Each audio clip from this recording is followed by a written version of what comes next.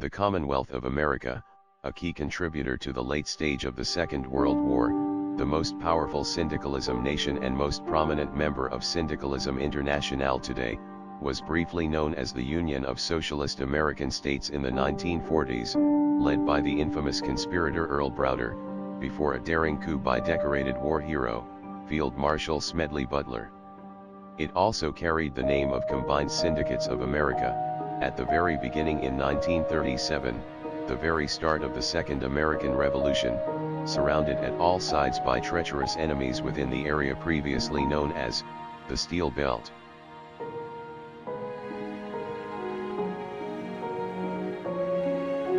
This project is aiming to get you to know about the tens of thousands who had lost their lives during the foundation of this new nation. For clarity, we would count military and civilian deaths separately. We would use each of these figures to represent 1,000 deaths, and, just to make sure, every 1,000 deaths during the war would often come with more than 1,000 who were injured, as the word casualty could be, at many occasions, confusing. But in this part here, we would just count the death of soldiers of the Internationale. Let us begin with the loss of the Union of Britain. During the Second American Revolution, all Internationale members created a joint force called Internationale Voluntary Corps, in which Britain lost approximately 65,000 soldiers fighting both the Federalists and Longists. Most of them was killed during the Big Push towards the south at 1940, also known as the Operation Gulf Watch.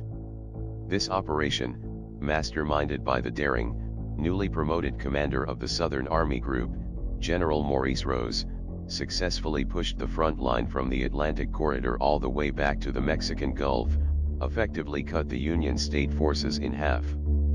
The liberation of New Orleans marked the stunning result of this operation, but this came at a great cost. The French lost nearly the same number of soldiers as the British, a figure of 67,000. But most of them would perish during the siege of these two cities were quickly targeted by the Federal forces on the East Coast, and a vast armada of what's left of the Atlantic Fleet quickly swarmed Chesapeake Bay and Hudson Estuary. Fast as they come, French volunteers were surrounded by Federalists both at land and at sea. Although both cities would be saved after the fleet backed down due to lack of fuel and daring air raids of the newly created Syndicate Air Force, the death tolls were so huge that the French became more and more conservative during the later stages of the war, fighting only in the Midwest against Pacific and other Federalist remnants. The Italians and the Mexicans played relatively small part in the voluntary corps, losing little as 10,000 and 8,000 soldiers. While the Italians fight alongside the British and French on all fronts in the form of small battle groups and battalions, the Mexicans launched their surprising guerrilla war at the southern border against the other factions. These ragged but well-organized raiders were daring enough to cross the border, wreak havoc behind enemy lines, and quickly vanish back to Mexican territories.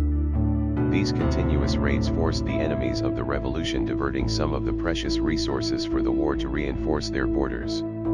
As such, their efforts are well memorized especially at the border strip, and many of the veterans who survived the brutal war up north